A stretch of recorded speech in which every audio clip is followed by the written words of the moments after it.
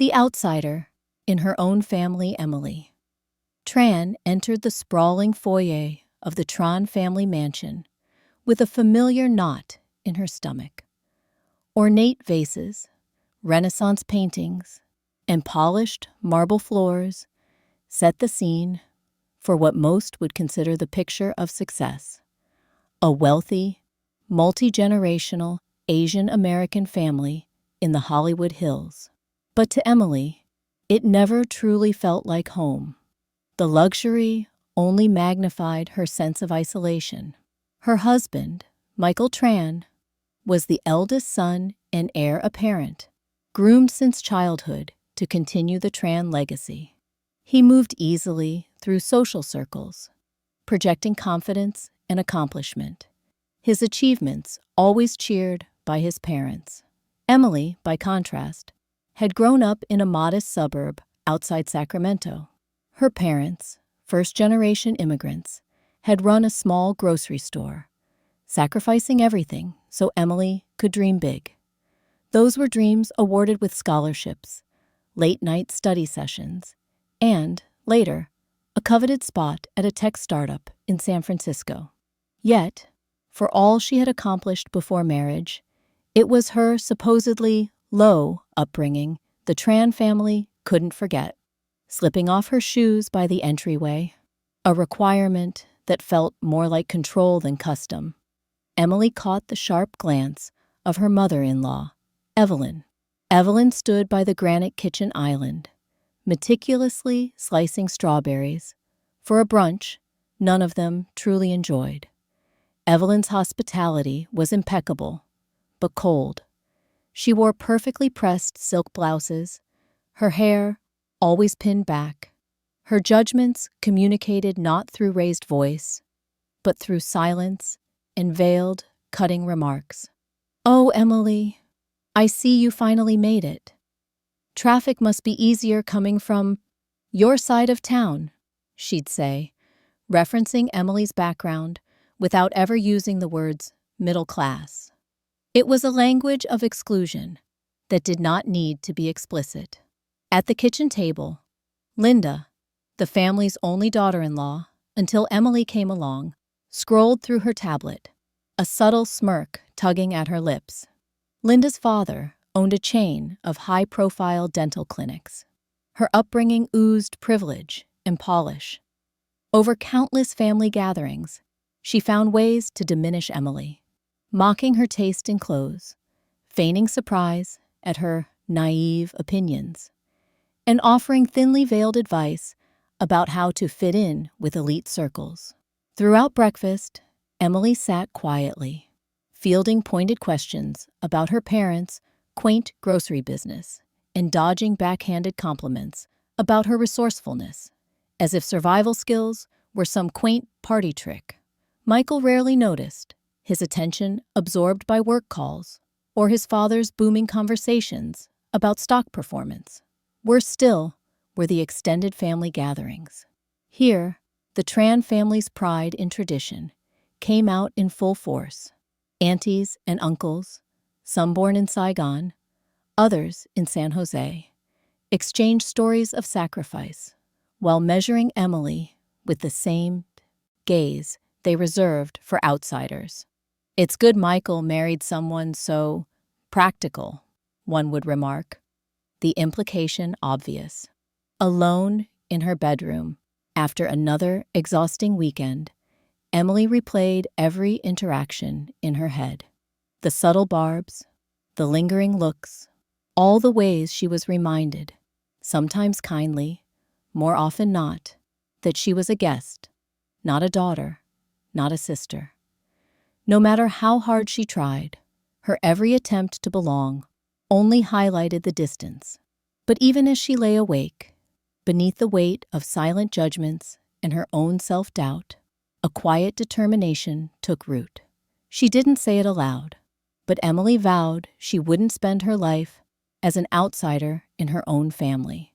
She just didn't know yet what it would cost her, or how far she'd have to go to finally claim her place. Shadows of the past, long after the echoes of laughter and clinking glasses faded from the Tran mansion's halls, Emily would sometimes lie awake, haunted by memories of a life she'd left behind.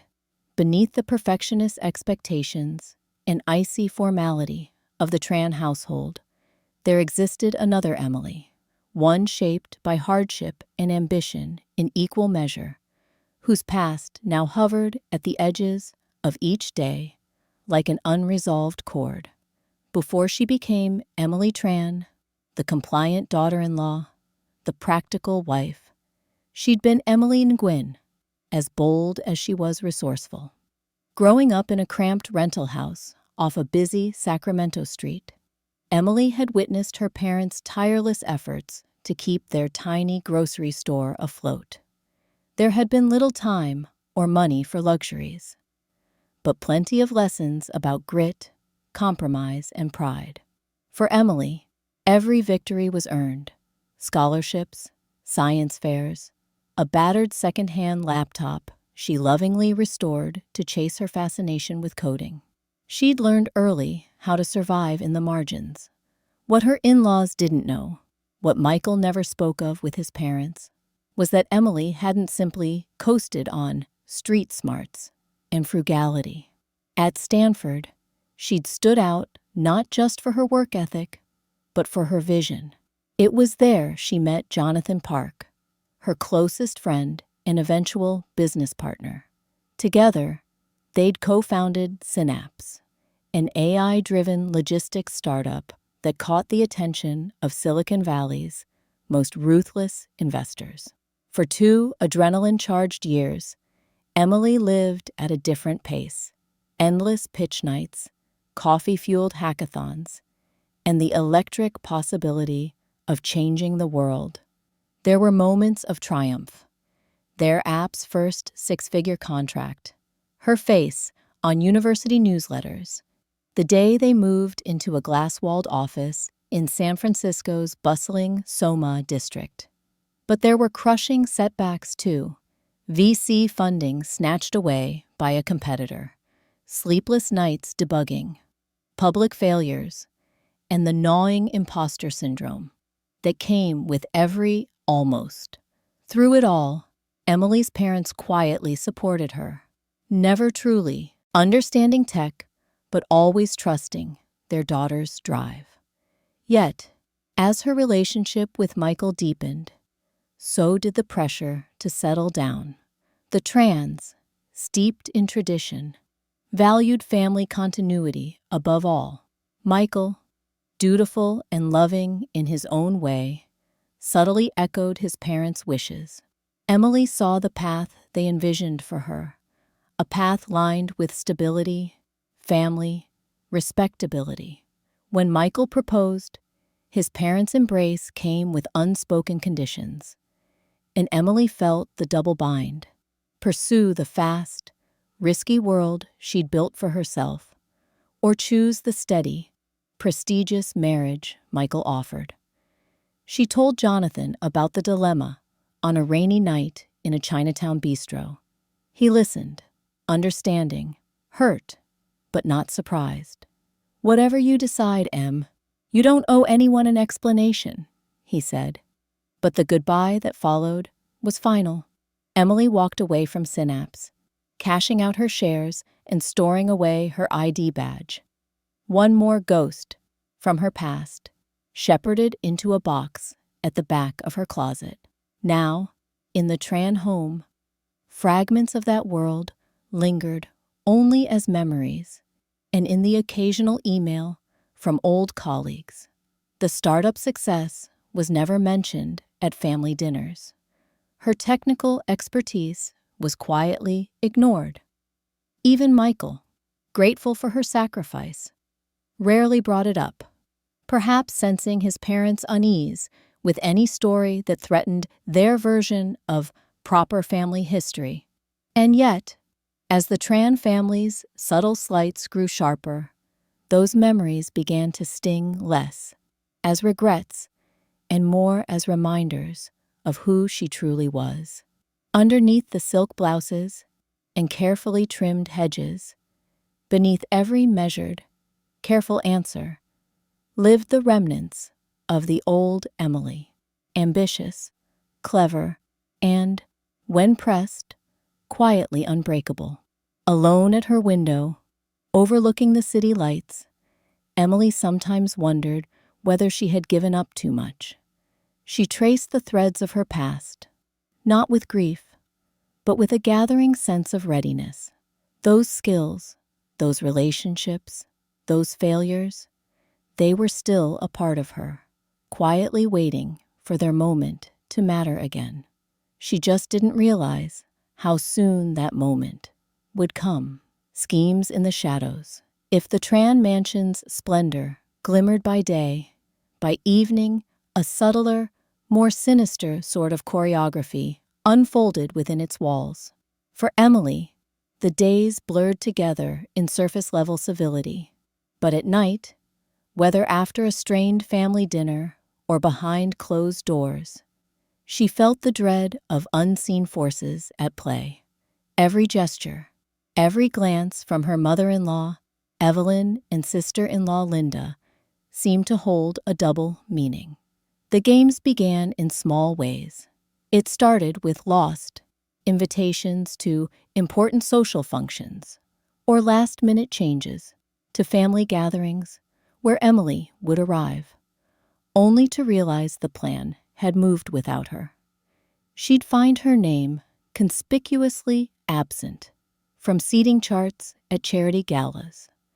Her place, instead, filled by an old friend of Linda's or an ambitious business contact of Evelyn's. More than mere oversight, these were signals. You do not belong. Evelyn wielded the subtle art of exclusion, like a surgeon's scalpel. With impeccable poise, she would praise Linda's every minor achievement in front of guests, while casually omitting Emily's. At family meetings, even the most mundane decisions were made without her input.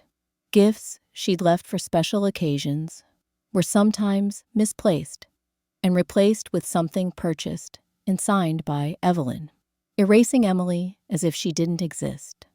Yet, there were moments when the hostility was less restrained. Overheard phone calls, quick stares when Emily entered a room, or the sudden hush that fell when she drew near. But Linda relished a different brand of warfare. Her tactics were more overt. Unsolicited fashion advice laced with insult, jokes about budget-friendly recipes when it was Emily's turn to cook, sly allusions to her unconventional background during introductions at lavish events. Smiling sweetly, Linda would snap photos or record casual conversations, once even feigning a selfie to capture Emily's reaction when Evelyn made a disparaging remark about Emily's parents.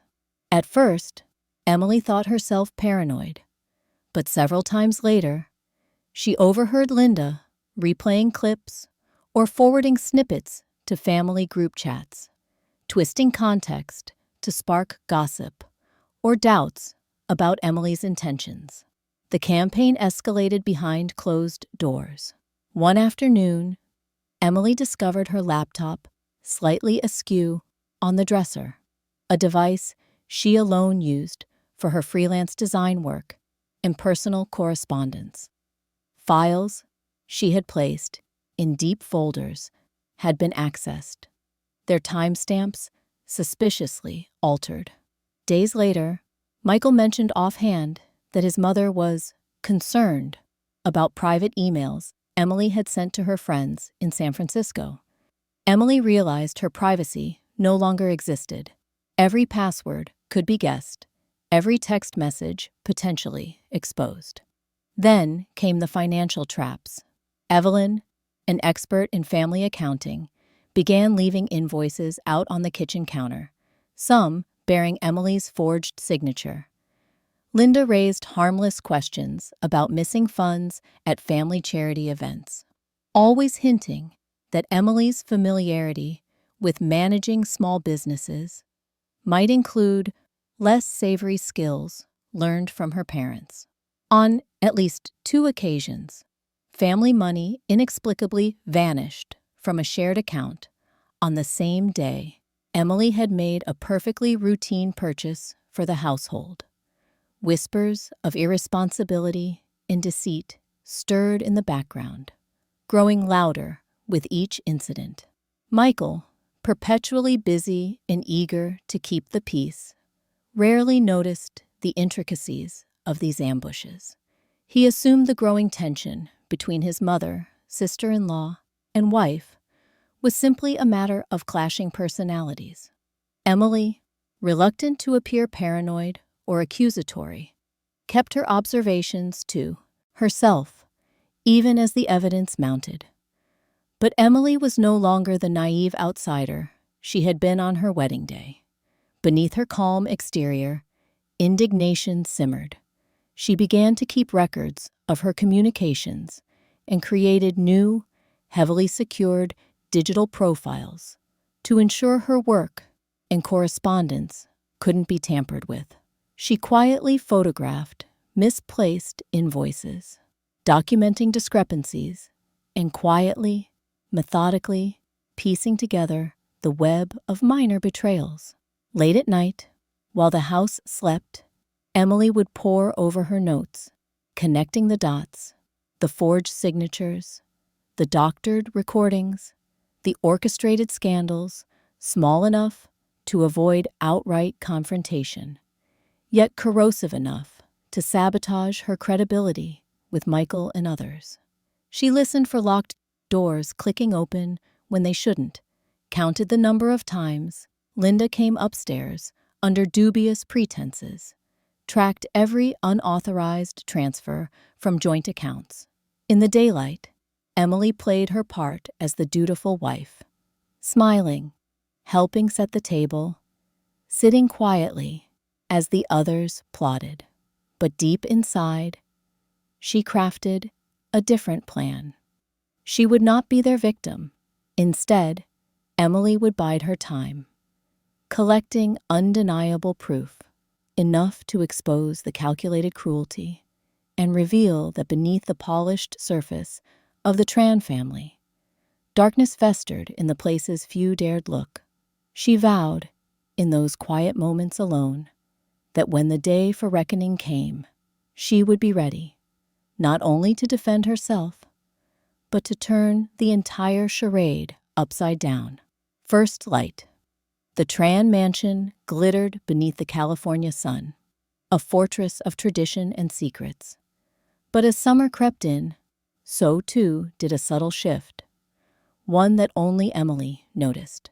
The air felt warmer, not with comfort, but with possibility. After months of enduring slights and quietly collecting evidence, she found herself on the edge of something new. Not yet victory, but the first glimmers of hope. It began with a series of numbers that didn't quite add up. In the early morning, just as the household was waking, Emily sat at the dining room table with a mug of black tea and the month's household ledger in front of her.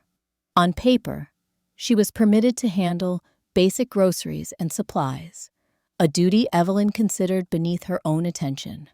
But Emily had always been better with numbers than most in the family realized, an old habit from tallying receipts in her parents' grocery store. There were discrepancies, little ones at first, $1,000 here, $2,000 there, entries marked home maintenance or donation, then redacted or abruptly reassigned. At first, Emily doubted herself. Maybe it was the work of an overzealous accountant, or perhaps just Linda's typical carelessness with online banking. But the frequency grew. Transfers out of the Tran Trust that didn't correspond to any project or invoice Emily managed, some to holding companies she didn't recognize. She began to log everything: account numbers, dates, amounts, even subtle changes in handwriting on checks. One afternoon, as Emily passed through the study to retrieve a book, she noticed a stack of mail on the edge of Evelyn's desk. Among invitations and glossy catalogs, A manila envelope was half open, the bank's logo peeking from the corner.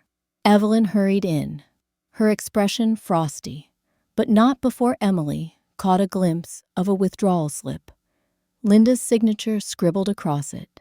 That night, Emily lay awake again, but for the first time in months, she was chasing a lead instead of reliving humiliations. She waited until the house stilled and padded to the guest room where she kept her old laptop, a battered remnant from her tech days. Encryption, she reminded herself, and backed up her growing trove of files to a cloud service with a secure password. She wasn't naive anymore. She knew how easily evidence could disappear in this house. For days, the mansion seemed to pulse with hidden energy. Evelyn was sharper, more controlling, and Linda floated around with a hint of nervousness behind her otherwise flawless makeup. Michael, typically unaware of household tension, began to notice Emily's absences at family brunches and the way Linda seemed to speak in whispers when Emily entered the kitchen. The decisive shift came on a gray Thursday when Emily made a routine trip into the city for groceries and took a detour by a small coffee shop tucked between an art gallery and a bookstore. She ordered her favorite, the same cinnamon latte she used to grab before coding all-nighters in San Francisco, and something about the taste pulled her briefly back into her old world. She paused, phone in hand, texting an old colleague on a whim. Did anyone at Synapse ever notice strange bank activity after she left? Had they ever tracked those shell companies? She didn't expect much.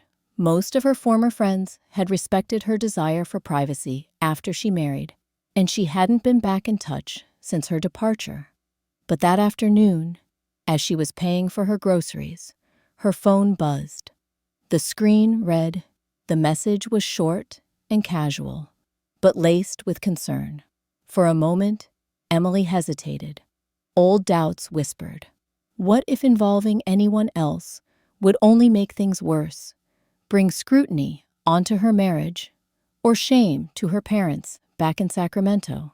But the isolation was heavier than her fear. She replied, asking if he'd have coffee with her the following week. The meeting was cautious but warm. Jonathan, with the same easy grin and thoughtful eyes, listened as Emily outlined her suspicions. Not just about the prejudice and silent wars in the mansion, but the concrete evidence of suspicious financial activity. She showed him screenshots, spreadsheets, and a photo of the envelope from Evelyn's desk. Jonathan grew more serious the longer she spoke. "You're not imagining any of this," he said finally.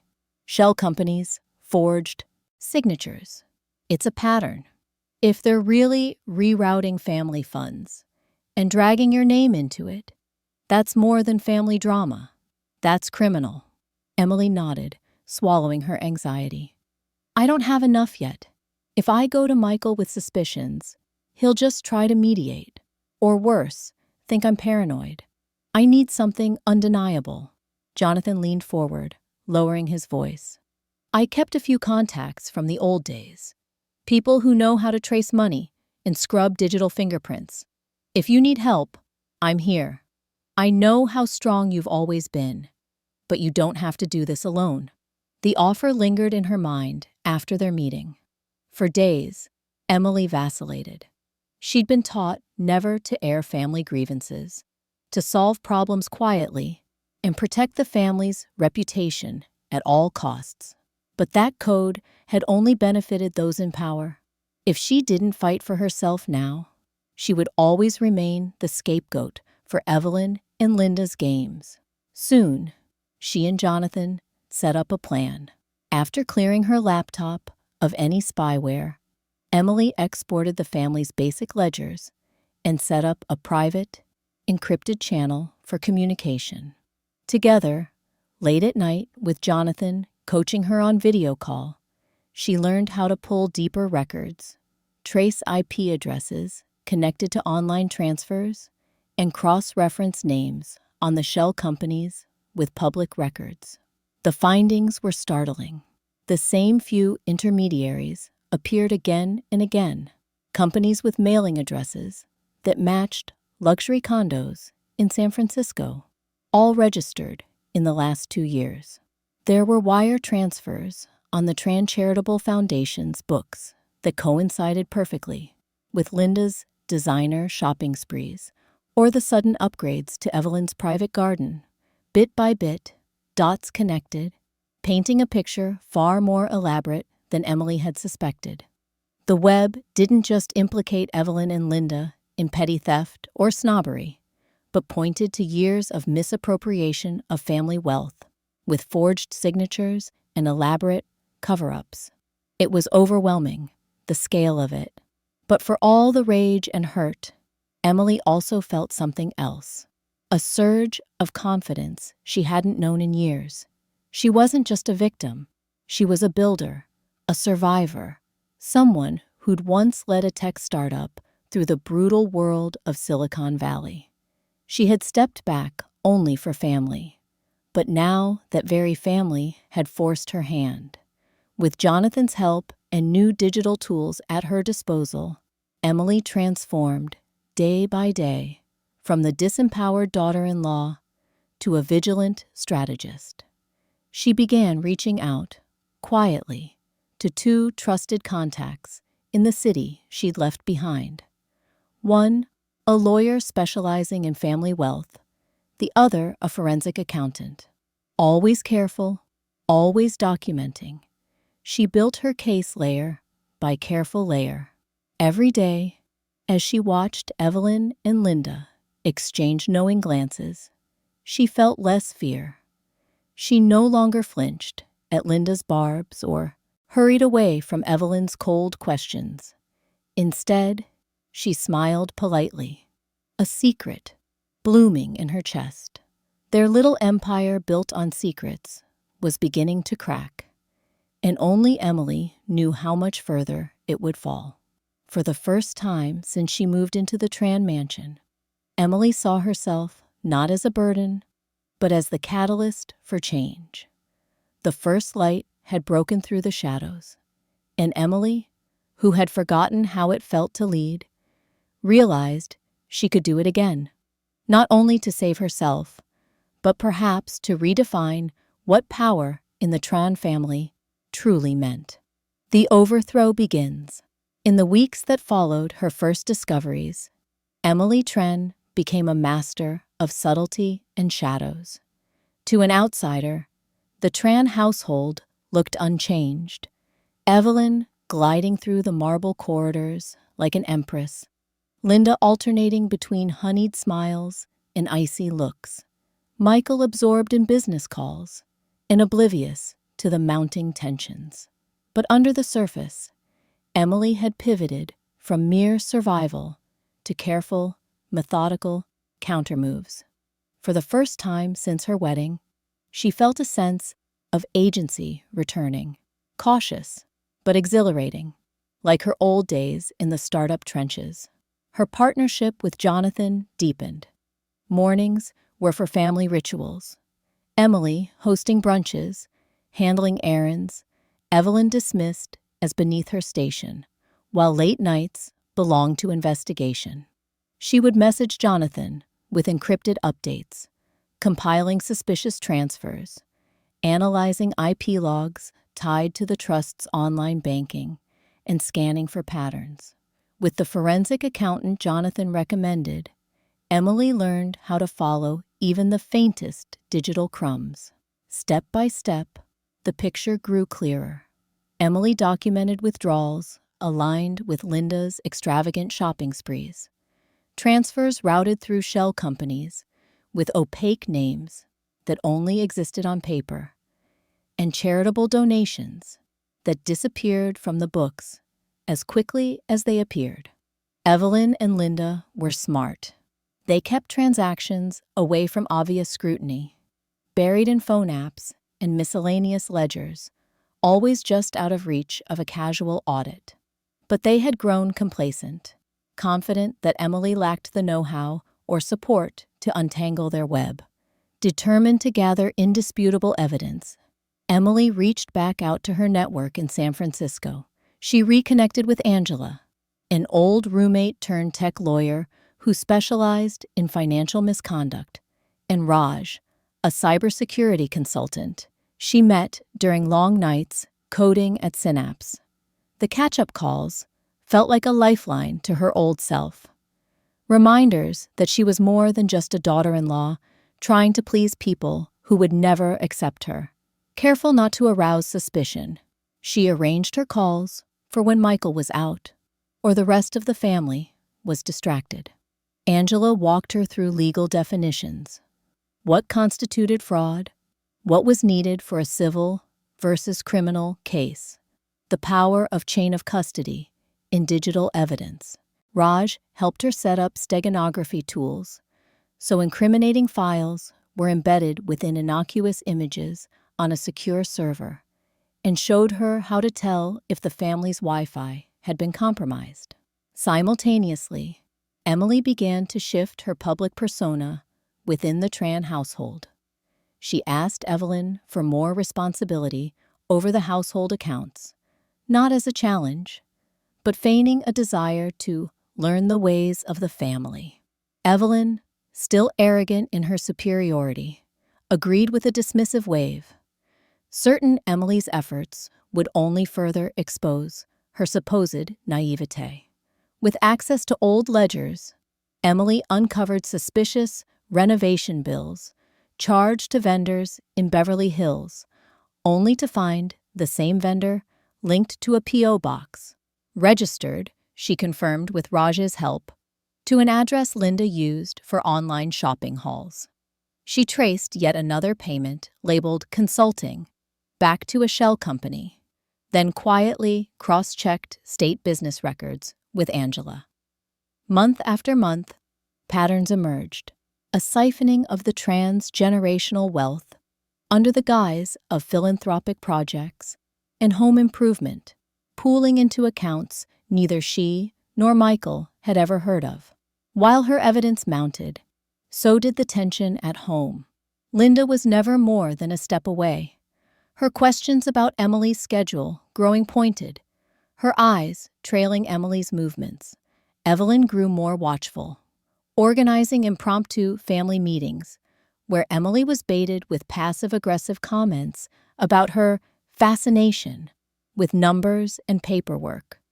Emily's body reacted to the double life. Nights became restless, appetite came and went, but beneath the anxiety, an old spark reawakened. The strategist, the competitor, the woman who'd built a company from scratch and outsmarted far tougher adversaries than her in-laws. Even as exhaustion weighed on her, the elation of finally fighting back gave her purpose. Around this time, Michael started to notice changes in his wife. He'd find her reviewing receipts late at night, or see her phone buzz repeatedly with unknown numbers. "Are you okay?" he asked once, genuine concern in his voice. Emily looked up and, for the first time in years, didn't simply nod or brush off the question. Instead, she smiled softly. "I'm working on something important. I want to make sure our family is protected." Michael, used to her resilience, didn't press further, but began, perhaps for the first time, to sense the undercurrents in their home. Emily's alliance with Jonathan and her old network bore fruit. Raj's investigation revealed that the family's home Wi-Fi had been compromised several times in the past year, likely by an unsecured device Linda brought in under the guise of a smart home upgrade. This opened a new front.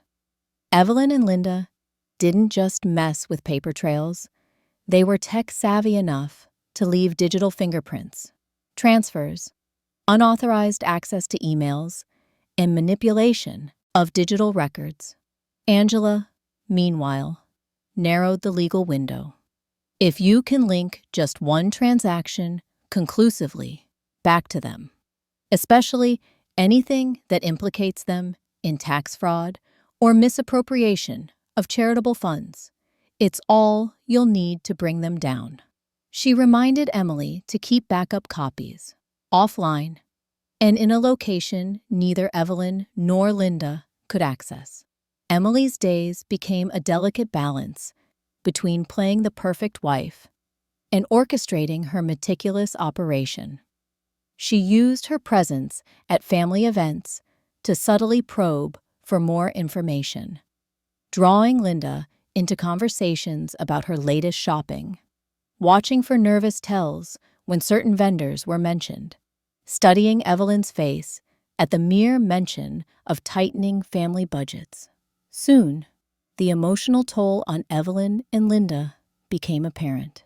They were less smug, more irritable, occasionally sniping at each other in Vietnamese when they thought Emily was out of earshot. Emily learned to listen for the private code words they used to reference off-the-books dealings. She secretly recorded one such exchange as further evidence. Finally, as the summer heat intensified, Emily's plan reached its first milestone. She had amassed enough digital records, receipts, and eyewitness observations to build a clear chain from the Tron Trust accounts to personal purchases and offshore holdings. With Jonathan's help, she compiled a formal dossier, a timeline, annotated with supporting files, ready for review by legal authorities or, if necessary, to be revealed to the whole Tran family. But Emily knew timing was everything.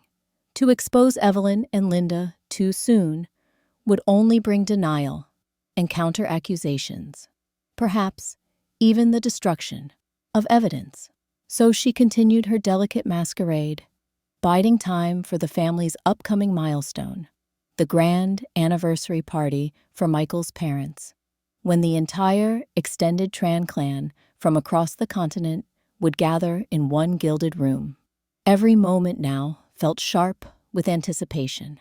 Emily walked the mansion's halls with measured confidence, no longer shrinking from Evelyn's cutting remarks or Linda's scrutinizing glances.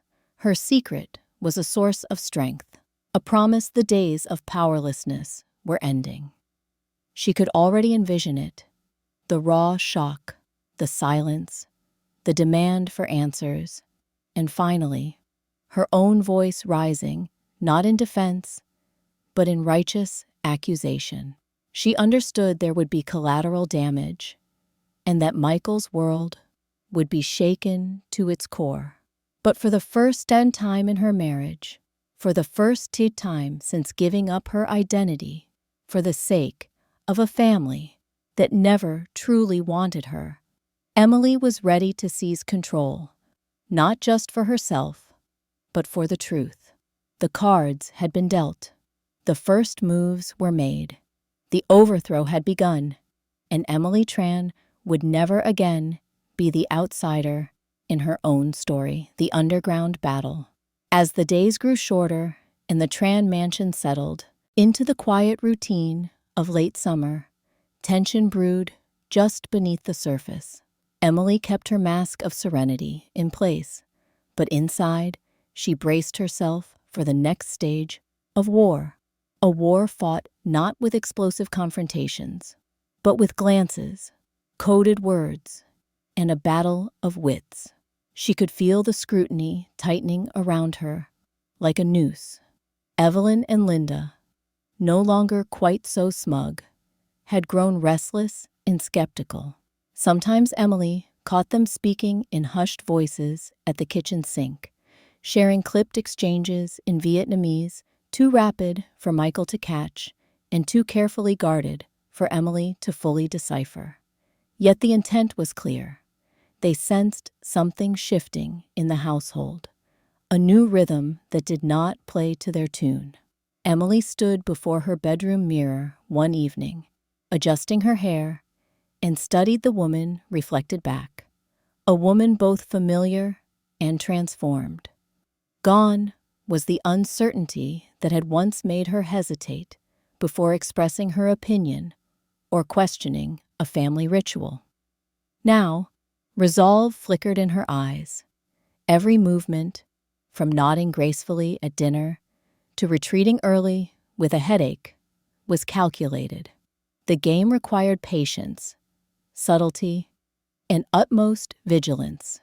In a house where privacy was an illusion, Emily sharpened her routine. She swapped out her old passwords and wiped her browser and device histories every night. Receipts, notes, and digital backups were hidden not just in encrypted folders, but in the lining of an old coat hanging untouched in the hallway closet. Jonathan and her network checked in via heavily coded messages. Just enough contact to coordinate, never enough to give away their purpose if intercepted. The balance of power was delicate. Emily needed to move quickly enough to avoid arousing too much suspicion, but slowly enough to gather irrefutable evidence. Meanwhile, Evelyn and Linda, sensing their grip fading, tried to tighten their own. One morning, Emily awoke to discover her closet had been rearranged by a housekeeper who rarely came upstairs.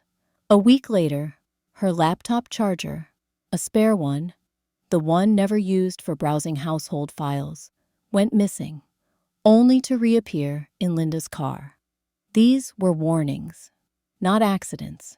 Family dinners became tense, unscripted affairs.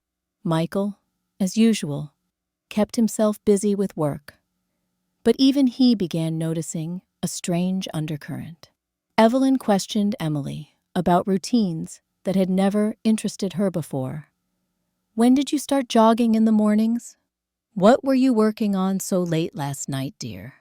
You know rest is important for women hoping to build a family.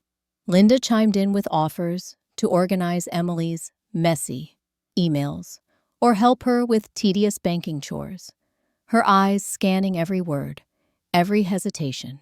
Emily outwardly thanked her, knowing better than to reject the olive branch, one that was barbed and poisoned at its core. Once, Emily overheard a fragment of heated conversation as she passed the guest bathroom. "We should never have trusted her with so much," Evelyn whispered. "She's not one of us." Linda hissed back, "If you'd let me handle it, she'd be gone by now." Emily made a point to close the door noisily, giving them the chance to retreat, hearts pounding, hers not from fear, but from the rush of knowing her adversaries were unraveling. The battle also took shape in numbers and ledgers.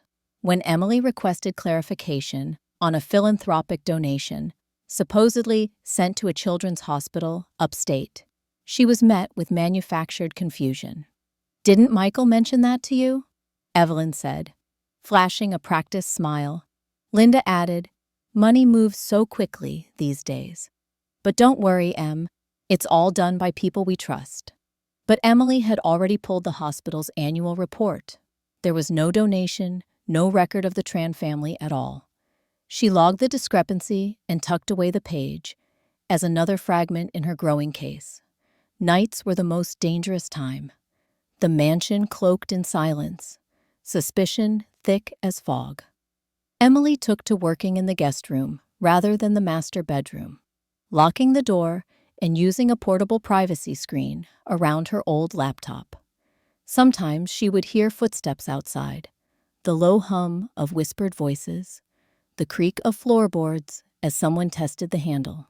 If she paused her typing and listened, she could almost hear the gears turning in Evelyn and Linda's minds, working to unpack the mystery that their obedient daughter-in-law had become. One particularly tense evening, Evelyn suggested a spontaneous trip to their vacation property in Napa. "A change of scenery will do the family good," she said. Linda's eyes gleamed, not with excitement, but calculation. Emily hesitated, sensing a trap. If she left, she might be cut off from her evidence, or give Linda and Evelyn access to her encrypted devices. If she refused without a plausible excuse, she risked exposing her suspicions. Thinking quickly, she feigned illness, citing a migraine and the need for rest. Evelyn bristled, but Michael, distracted and sympathetic, offered to stay back with her. The gamble paid off. Linda left with Evelyn for the weekend, frustrated and suspicious, but unable to object without raising questions of her own. Left alone with Michael, Emily debated her next move. He asked again if she was all right, and this time, looking into his trusting eyes, Emily almost broke. She wanted to tell him everything, for him to understand that his family's wealth, the legacy he was being groomed to carry, was more fragile than anyone realized. But she knew Michael operated on loyalty. Loyalty to his parents, to an image of family built on deference and tradition. To shatter that would be to shatter him, and she wasn't ready for that. Not until the truth was airtight. Still, their weekend together brought some changes. Michael, noticing the wariness that had crept into his wife's posture, quietly offered small gestures of support. A favorite meal, an evening walk, a gentle word as she retreated early to bed. Emily recognized his care and tucked it away as a reminder of what she was fighting for. Not just justice, but the possibility that she and Michael could someday live in honesty and mutual respect. The following week, the routines of battle resumed.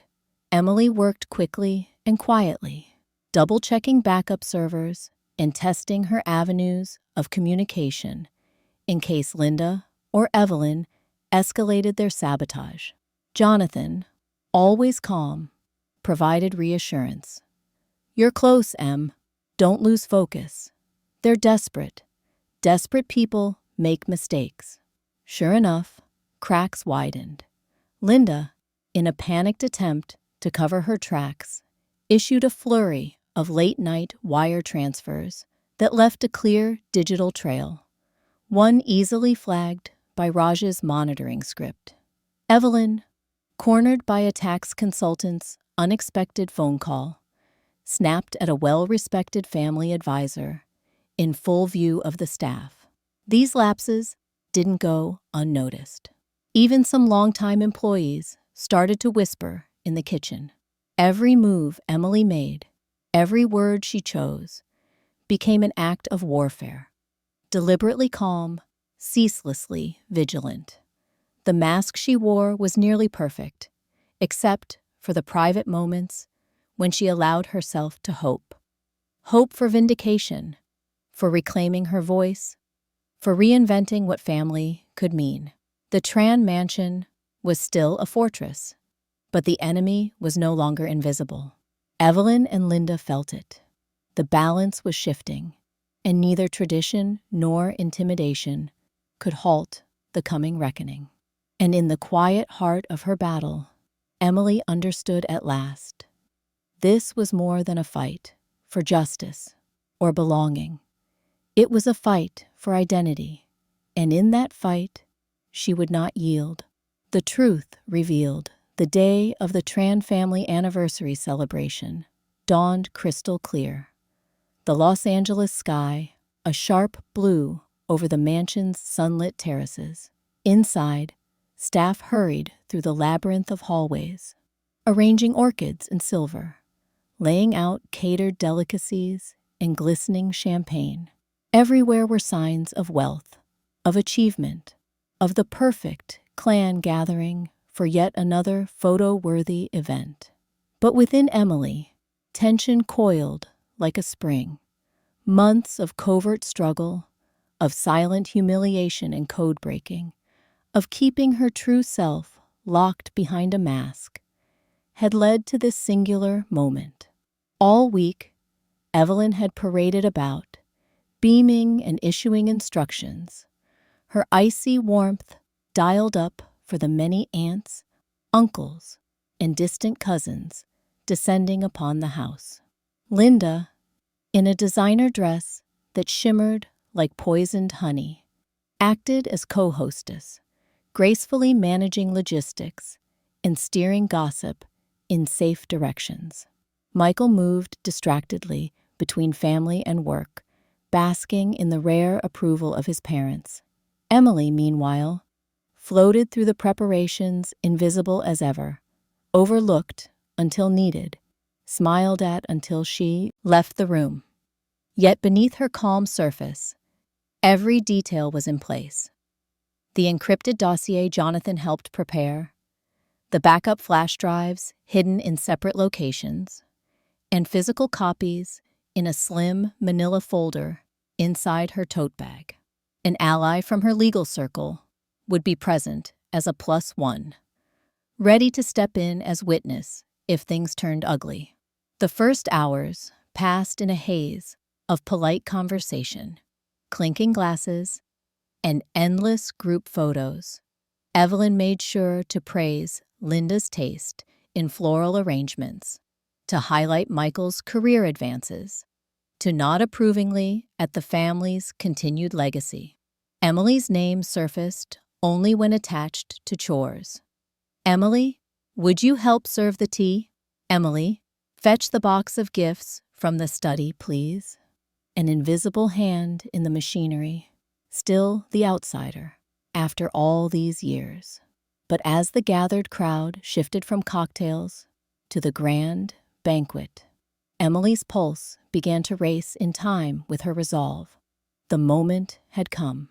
In the gleaming dining hall, tables were set in a horseshoe, family elders seated in places of honor. Michael's parents stood to make their anniversary speech, a mixture of gratitude, nostalgia, and reminders of tradition. Guests applauded. Then, as silence fell and guests resumed their meals, Emily rose quietly. She cleared her throat, every face turning toward her, the room's rhythm faltering for the first time that night. "Excuse me, I'd like to say something," she said, steady but not cold. The attention, to her surprise, brought more relief than fear. For a heartbeat, no one spoke. Evelyn's smile thinned. "Emily, perhaps it would be best. I promise I won't take long," Emily interrupted gently. She looked at Michael, who searched her face with confusion and dawning alarm. Then, at the gathered relatives, a tapestry of expectation and skepticism. "I love this family," Emily began, holding up the manila folder with both hands.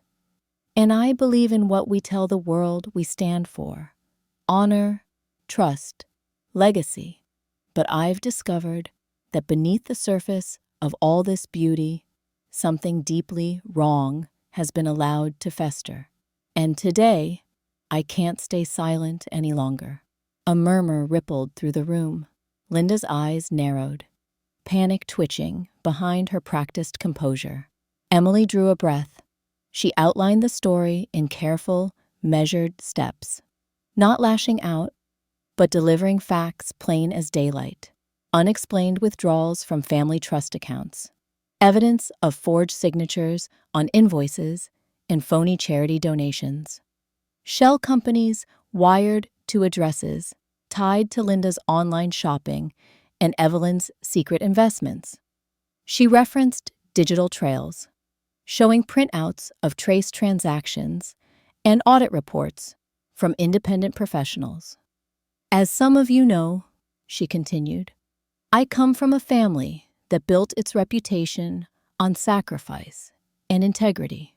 I don't know what expectation you had of me, but I could never look away from wrongdoing, even if silence would be easier." Evelyn's voice was the first to pierce the silence.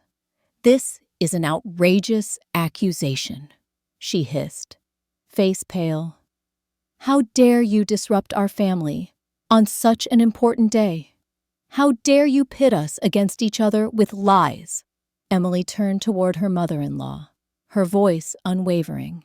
"If I am wrong, Let's review the accounts together, in front of the family. Let's open the books, check the records, speak to the vendors. I have contacted a forensic accountant and a legal advisor who are ready to clarify everything for everyone right now. Her lawyer friend stood, greeted by a chorus of whispered speculation. For a moment, the room teetered on chaos. Linda, fuming, slammed her napkin down and protested. "You've been looking for reasons to attack us since you set foot here. You're jealous. You're ungrateful." Her words ringing desperate, uncoordinated, a sharp contrast from her usual poise. Extended family members began asking questions, cautious at first, then insistent. Where did the money go? Why are there two sets of ledgers? Why does Linda's name appear on a consulting contract to a non-existent business? The eldest uncle, once Evelyn's staunch defender, demanded transparency, reminding all that the Tran name, and indeed their collective fortune, depended on internal honesty. Evelyn's defenses crumbled with each revelation. Accusations were met not with logic, but with venom and evasive excuses, her mask slipping as relatives pressed for answers. Caught in the spotlight, Linda let slip more than she intended. In her haste to explain, she contradicted details found in the documents, her panic only deepening suspicion. Michael stared at Emily with disbelief, then pain, as realization set in. "Is this true?" he asked, voice barely above a whisper. His parents remained silent, unable to meet his gaze. "It is, Michael," Emily replied softly. "I tried to tell you before. I wanted to protect you, and all of us. But I wasn't willing to sacrifice my integrity for anyone, even for love." A heavy hush fell over the room, thicker than any silence Clara Tran had ever orchestrated. Across the horseshoe of family, alliances shifted visibly. Some nodded at Emily, a few in shock, others in grudging respect. As the accountant reviewed flash drives with copied records and began explaining in precise, polite terms, the scale of the deceit emerged in cold numbers. It wasn't just mismanagement. It was fraud, deliberate and sustained, enabled by power in silence. By midnight, the banquet hall had emptied of its festive atmosphere. Evelyn and Linda were isolated at the far end of the table, the once unassailable matriarch, and her brightest ally now diminished, stripped of their polish beneath glaring questions and hard evidence. Emily, finally, stood not as an outsider or a scapegoat, but as a catalyst, the one who faced the truth and, in doing so, forced the Tran family to face it too.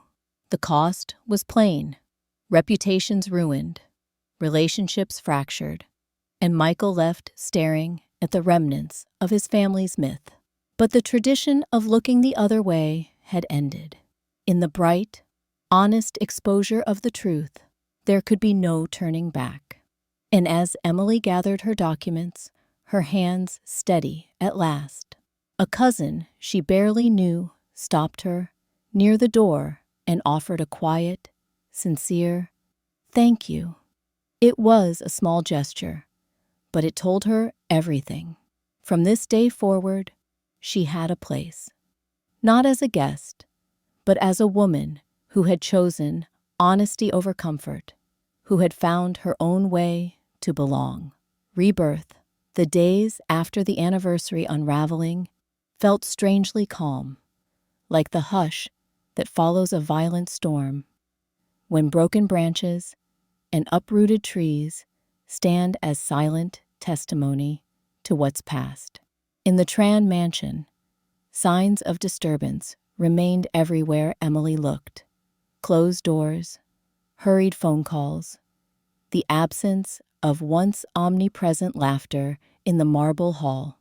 Staff walked softly, No one mentioned the party, the confrontation, or the truth dragged into the light. For Emily, relief and sorrow came in unpredictable waves. The sense of vindication was real. No longer the scapegoat, no longer disposable. She moved through the mansion, not with pride, but with a new and measured confidence. She no longer focused on shrinking herself to fit, nor on proving her worth to people who would never see her fully, no matter how high she climbed. The chains that had always felt invisible, woven from duty and low expectation, now hung broken at her feet. The aftermath for the trans was swift and seismic. Evelyn, her authority permanently shaken, retreated from public life. Linda, exposed before the extended family, left for her sister's apartment in San Jose, her social ambitions stalled by scandal. Michael waded through a river of emotion, anger, confusion, a raw ache as his childhood certainties crumbled. For days, he kept to himself, sleeping in the guest room, questions about the past echoing in his vacant gaze.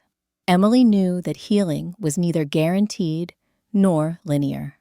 She didn't push Michael for understanding.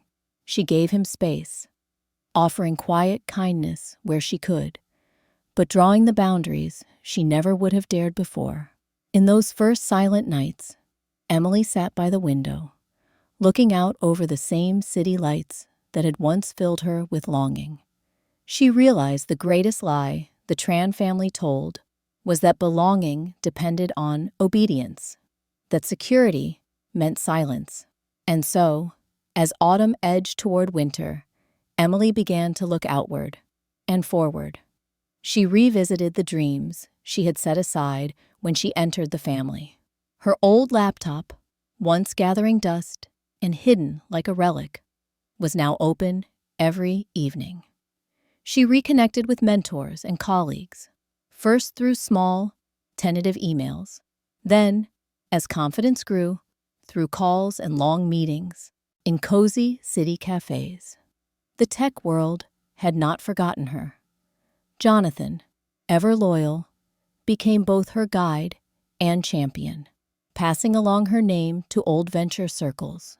Invitations to join consulting projects arrived, then offers for equity in startups, hungry for both her technical skill and crisis-forged resilience. But Emily was careful. Out of the chaos of the past year, she had learned fierce discernment. She committed to only what fed her spirit, not just her ambition. She chose a project that provided AI-driven resources for small family businesses like her parents' grocery store in Sacramento. The work felt honest, unpretentious, and close to her roots. The kind of technology, she thought, that could empower others rather than simply profit the powerful. At home, the silence slowly shifted.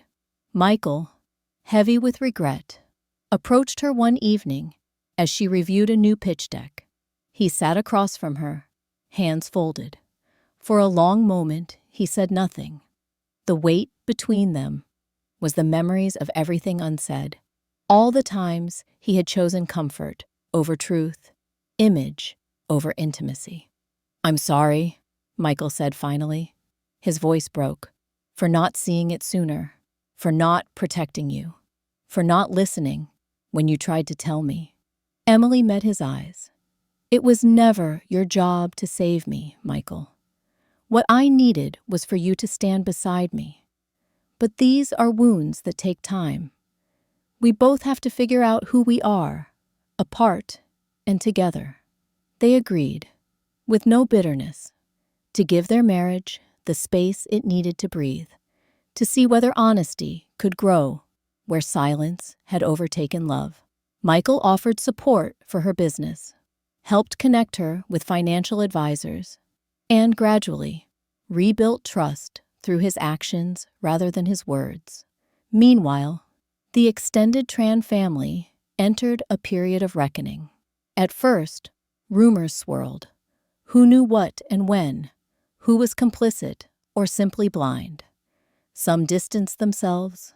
Others reached out to Emily with quiet apologies, or, more meaningfully, with their respect. Aunt Hua, the matriarch from San Jose, who'd once eyed Emily with suspicion, invited her for tea.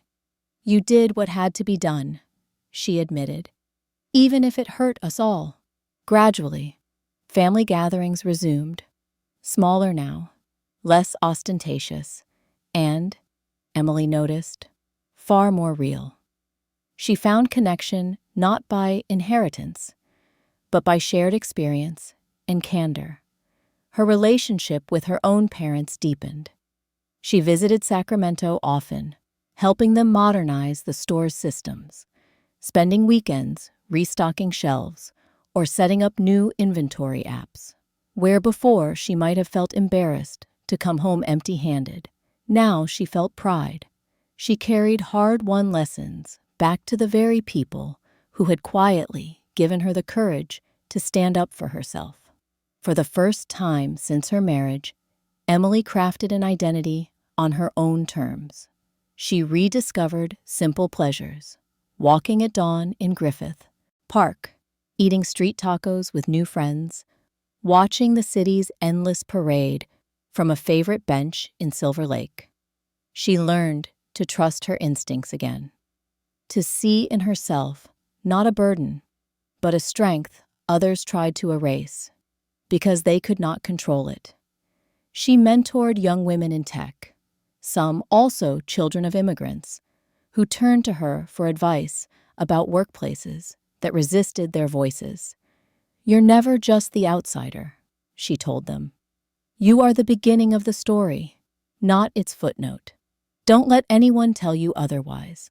One cool November morning, Emily stood on the balcony of a new apartment, her own space, simple and bright, perched high above the city. A gentle breeze fluttered the curtains as she sipped coffee, laptop open to a Zoom call with her growing tech team. She felt the rhythm of purpose in her work, but equally important, the quiet pride of self-acceptance. She was not the woman who had entered the Tran mansion, trembling with insecurity, nor the silent outsider, weathering every slight. She had claimed her agency not by fighting for approval, but by holding the truth aloft, no matter the cost.